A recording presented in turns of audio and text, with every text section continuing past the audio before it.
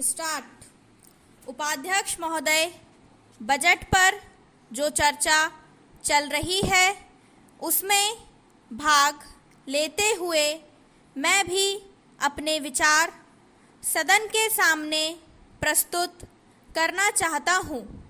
इस पर विचार करते समय दो स्थितियों को हमें दृष्टि में रखना होगा। एक दृष्टि यह है कि किस स्थिति में हमारा देश गुजर रहा है, उसमें हमें क्या करना है, और दूसरी दृष्टि यह है कि भविष्य में देश को किस दिशा में ले जाना चाहते हैं। जब तक इन दोनों दृष्टिकोणों को सामने रखते हुए इस बजट को नहीं जांचेंगे, तब तक हम यह निर्णय नहीं कर पाएंगे कि यह जो बजट हमारे सामने रखा गया है वह देश की दृष्टि से उचित बजट है या नहीं। Para change. जब मैं इस समय की स्थिति को देखता हूँ तो मेरे सामने देश की संकटकालीन स्थिति आ जाती है। किस तरह से चीन और पाकिस्तान की तरफ से हमको खतरा है, किस तरह से वे देश पर हमला करना चाहते हैं और किस तरह से हमारी आपसी एकता को मिटाकर हमको लड़ाकर देश में देशद्रोह फैलाना चाहते हैं।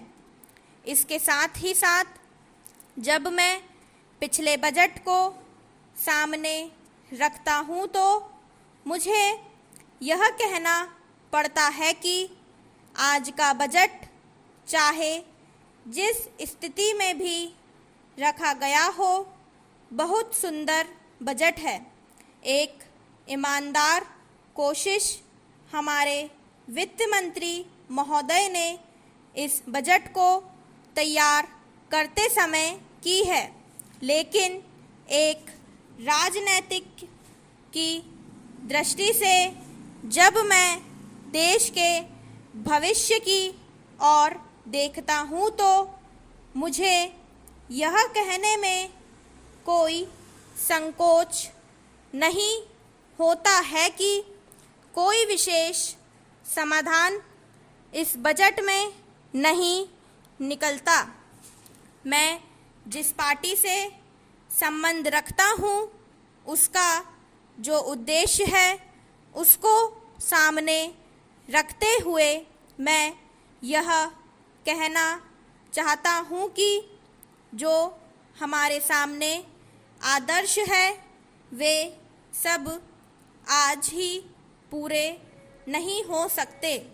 हमारे वित्त मंत्री या हमारी सरकार आज ही सब कुछ नहीं कर सकती या स्वर्ग लाकर हमारे सामने खड़ा नहीं कर सकती, लेकिन फिर भी यह मैं अवश्य देखना चाहता हूँ कि हमारा देश आगे बढ़ रहा है या नहीं। जिस दिशा में हम आगे नहीं बढ़ रहे हैं उसे देखकर मुझे निराशा अवश्य होती है। जो प्रस्ताव कांग्रेस अधिवेशन में पास हुआ उसके मूलभूत विचार में आपके सामने रखना चाहता हूँ। वह हमने यह निश्चय किया था कि वर्तमान पंचवर्षीय योजना खत्म होने तक देश की जनता की ज़रूरत की चीज़ें पूरी कर दी जाएंगी। स्टॉप।